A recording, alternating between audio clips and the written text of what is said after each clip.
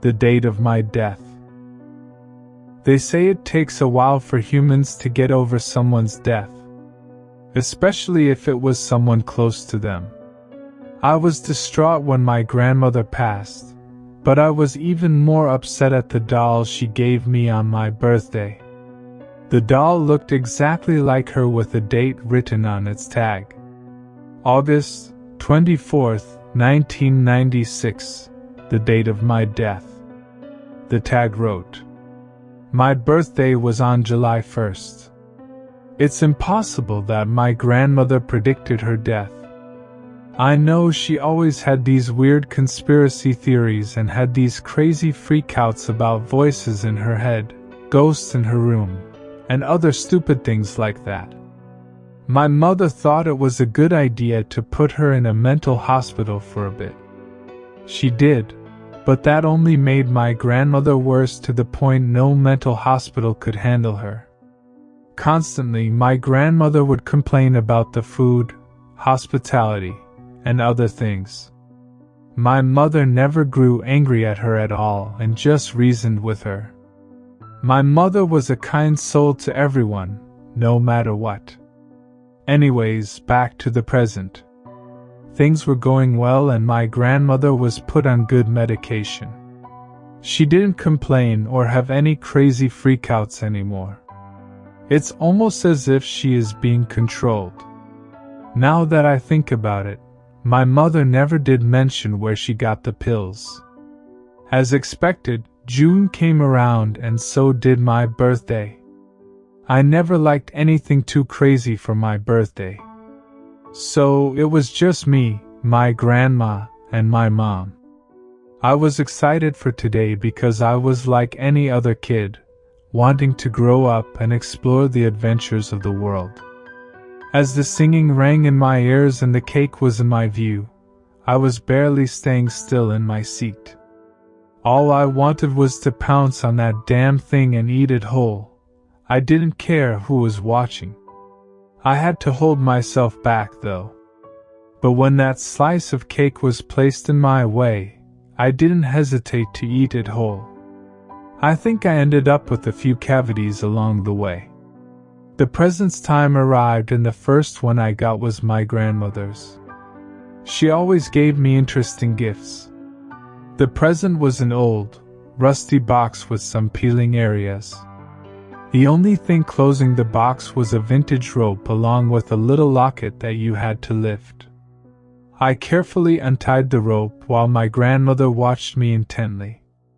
I was a bit disturbed, but I soon shrugged it off as I separated the two wooden pieces. To my surprise, the box revealed a beautiful doll that looked exactly like my grandmother with rhinestone eyes that reflected off the living room light. Usually, a normal person would be creeped out and confused as to why they were given a dirty, vintage doll with knotted hair to them as a birthday present.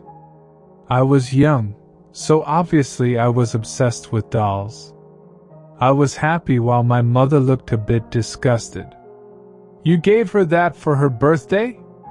It's dirty and the hair is all knotted," my mother commented. "Well, yes," my grandmother responded in her sweet tone. My mother scoffed and got angry. I don't know what they argued about, because of the fact that my father pushed me into my room with the doll. Worst birthday ever. August was upon us sooner than we thought, and we were all very upset in that month. My mother and grandmother's relationship had gotten worse. I stayed in my room to get away from their nonsense. At this point, I cleaned up the doll and refreshed its hair with conditioner. I had to figure out the hard way why you shouldn't try to straighten a doll's hair with a hair straightener. I also noticed the tag and the writing on it that I had told you about earlier. I paid no mind. Until my grandmother finally died on us. My heart skipped a beat as I realized the date on the doll's tag was today. How we found out? Well, the police came to the door with their hats on their chests, and in their piteous voice they told us my grandmother died of a heart attack. I didn't buy it though. My grandmother seemed well, but I guess I was wrong. It was funny how my mother seemed so relieved after her death. She was so happy and joyful, it creeped me out. I know some people move on pretty fast, but she didn't even shed a tear when the police arrived. In fact, she seemed nervous. I remembered she always kept a diary in her closet.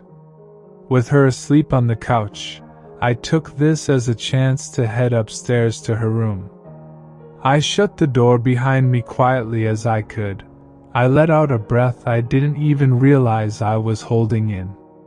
I sneaked over to her closet and opened the twin doors. The first thing that caught my eye was the wooden box in the dark corner of the closet, sulking. Obviously, it stood out to me because it was the same box that the doll my grandmother gave me was in. Which reminded me that I never got it back after that day. I lifted the locket, and there it stood. A black notebook with journal engraved on the front. I quickly grabbed it and got on my knees opening to the first page. Most of the pages were boring, just containing notes and grocery lists. One page piqued my interest. It was recent. It wrote, August 10th, 1996. I want to kill my mother. She already went too far with the dirty old doll and pushed my limits. She pisses me off so much. It makes me want to slice her neck open while Carrie is at school and watch her scream and bleed out. I shouldn't be thinking these things, let alone writing them.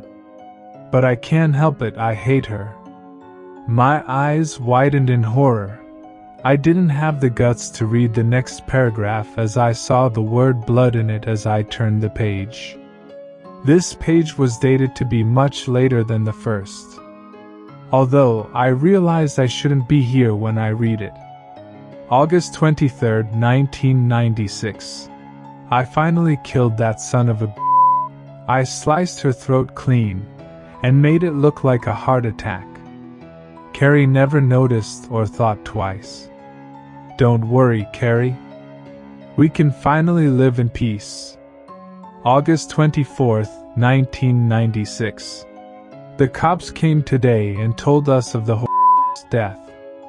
I was nervous at first. I thought they knew. They didn't though, and filed it out as a heart attack. But I know Carrie wouldn't believe that. She's suspicious. Carrie, I know you are reading this. You will die tonight. I can't have you telling them. We were supposed to live in peace. I loved you. I felt a sharp pain in my stomach. I looked down at my lap, only to see a knife sticking out of my stomach. As I realized what happened, I screamed. But my cries were muffled by a hand that smelt of rose perfume. I began to become intoxicated by the perfume being forcefully pushed into my nostrils and mouth. It was my turn to go, and by the time you read this, I have already been dead for years now.